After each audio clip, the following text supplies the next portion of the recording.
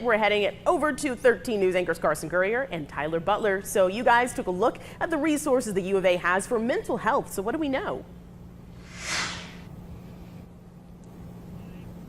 Well, we are here at the University of Arizona, thrilled to be here on that first day of classes, and we're joined by somebody that might be important to some of these students coming in here this first couple weeks. We've got Aaron Barnes here. He is the Counseling and Psych Services Director here on campus. Thanks for being with us. Good morning. We came over here the other day to kind of scope things out, and as we were riding along campus, we saw a girl out here, you know, she was crying. She was emotional. I think she just said goodbye to her parents. Yeah, I know what that felt like. It's a huge transition for a lot of people, so especially for a lot of these kids that are just coming in. What can you guys offer to kind of help make that transition a little easier? Yeah, so, you know, when we come to college, it can be really, really stressful and scary. I think it's sort of juxtaposed against our expectations of what it's going to be like. So we get super excited, and then we get here and we're like, okay, now what? And, you know, the thing about emerging adulthood, too, is that's also a time where we can start to develop mental health concerns, depression, anxiety. We're on our own for the first time ever. And so we always try to make sure we offer lots of services and support to those first-year students. And for some students who maybe they've never gone and spoke to a counselor, or they've never experienced these feelings before, aren't there services too where they can do it from the comfort of their own dorm, their own apartment, if they feel more comfortable speaking to someone that way? Absolutely, yeah. CAPS offers as-needed counseling, and that could be scheduled online for a telehealth appointment. You can come in person in any of our offices at North or at Main. We also offer services all throughout campus so that we can support students where they're at. We have 12 site-based clinicians, so we really try to provide services where the students are and make them as convenient as possible. And I know everybody has that image of what psych services is like in their head of you're lying on a sofa and somebody's tell me how you feel about that. You have some new programs this year that don't look anything like that. One of them is this art pharmacy program. So explain to me what is an art pharmacy program? Yeah, it sounds unusual, but we're actually really excited about it. So art pharmacy is basically a social prescribing program. Basically, this organization is partnering with art places here in town, whether it be a pottery class, a musician, whatever that looks like. And when a student comes into CAPS, we're actually able to provide a prescription to go consume some of these services because we know that it helps with their mental health. And so a student that comes in, say, in September, they could get up to 9 social prescribed art engagements, and wow. So we're super excited.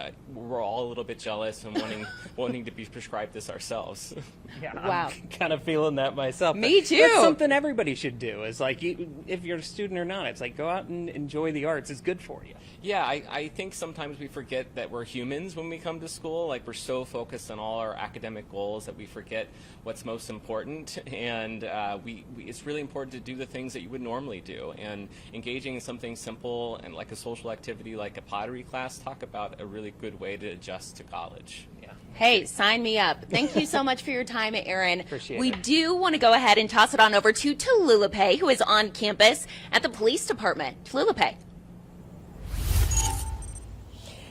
Yeah, thank you guys. I'm out here at UAPD to talk about all things safety because we all know how crucial that is coming back to school. So here to talk about it best, we have UAPD's Chief Olson. Thank you for joining us this morning. Good morning. Bright and early. All right, so Chief, tell me a little bit about just the things that are offered here on campus at UAPD. Yeah, we'd like to start by welcoming students back. The campus is alive with energy again. But as far as UAPD, we're a full-service police department, 24/7 services. We patrol the campus with police officers, community service officers, and we have a wide range of resources for our student population. All right, so I know there are a lot of new things that you guys are doing this year to just have those eyes and ears even more amplified, know what's going on in campus. Tell me a little bit about the Safe Cats app. The Safe Cats app is a mobile app that we're releasing to our students. We encourage everyone to download. These are excellent way to get a hold of UAPD. You know, there's several ways, right? Dial 911, text 911. We have these incredible blue light emergency phones behind us. But we also have the Safe Cats app with the mobile blue light application on it. Press that button and you get a police dispatcher. That's awesome. So that with that mobile app, it will find you wherever you are. Is how that works. Not with the mobile app. Okay. The mobile app, you still have to tell them where you're at.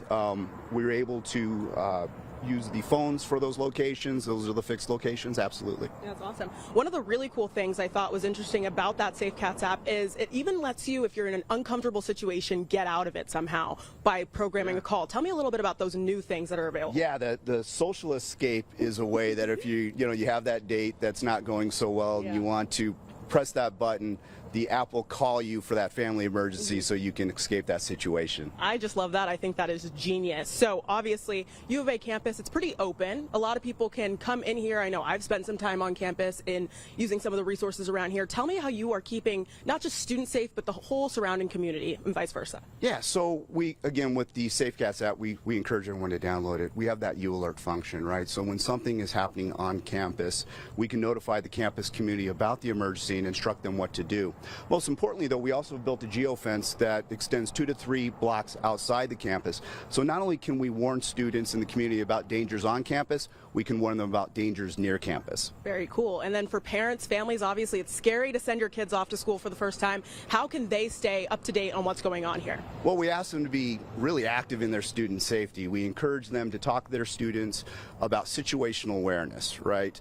Know the campus, know where you're at. Don't walk around with 2 earbuds in your ear. Keep your head out of your phone. Let your friends know where you're going and when you expect to return. Just be more active in encouraging them to do just the common sense smart things. Yeah, definitely. Thank you so much, Chief Olson. And we're going to toss it back to Madison in studio, who's going to let us know what's happening on our roads, but we'll be live all morning long and be back shortly.